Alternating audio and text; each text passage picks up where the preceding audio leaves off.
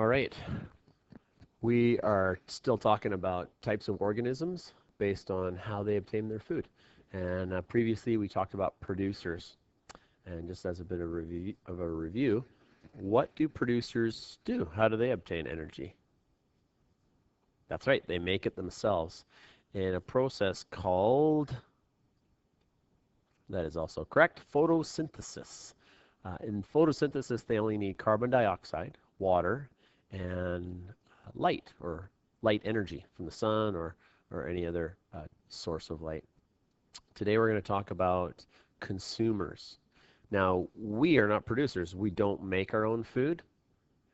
We have to eat other things in order to obtain the nutrients and energy that we need. That's what makes us a consumer. Now, we're going to look at 5 different types of consumers, and these consumers have different categories based on how they get that food, what they do in order to get that food. And the first one are carnivores. Carnivores eat other living things. They eat other living things, but they can't be plants. They don't eat plants. They just eat other living things. So others would call these types of critters meat eaters, okay? Because they do not eat plants. My favorite example of a carnivore is a praying mantis. Why don't you try and come up with a few examples of your own? These are organisms that only eat meat, only eat other living things, but except for plants. Okay. The next one that we're going to look at are scavengers. It's kind of an interesting crowd. These are organisms that they don't kill, they don't go off and get that food, but they are still considered carnivores. Okay, so they don't kill for their own food, so they basically will find things that have already died. They'll just find food, right? So this vulture here that we're looking at, this fine-looking specimen, they will find things that have already died, and they will eat them up. That's what they will eat. Some examples of this, we have lots of these in our area. Crows.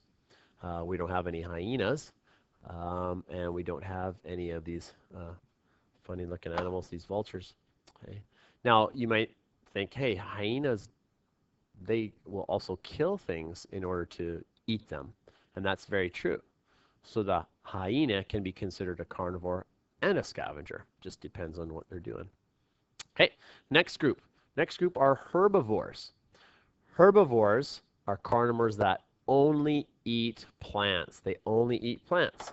So our nice little happy bunny who's just eating carrots, and they don't just eat carrots. They eat other types of vegetation, obviously, as well.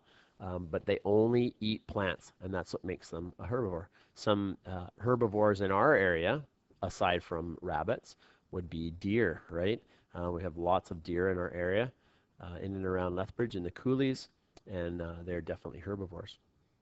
All right, the next one is called an omnivore. Very cool little group here. Omnivores. They will eat either plants or meat. So sometimes they only eat plants, sometimes they only eat meat, and sometimes they'll eat both. We fall into this category for the most part. As humans, we typically eat meat items as well as plants, things that are derived from plants. Some other organisms that are omnivores would be our friendly little bear here.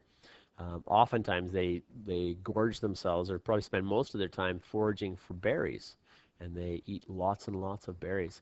But when opportunity arises, they may also hunt / just catch something that they happen upon and kill it and eat it for meat. Okay? So they're omnivores as well.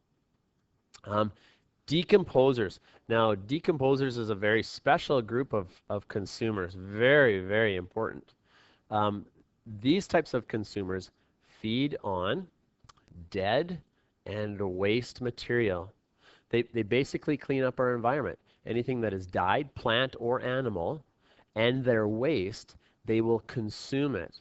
Now, when they do this, they return all the nutrients that are in those things, they return it back to the soil. And who's going to use it? If it's in the soil, who's going to use it?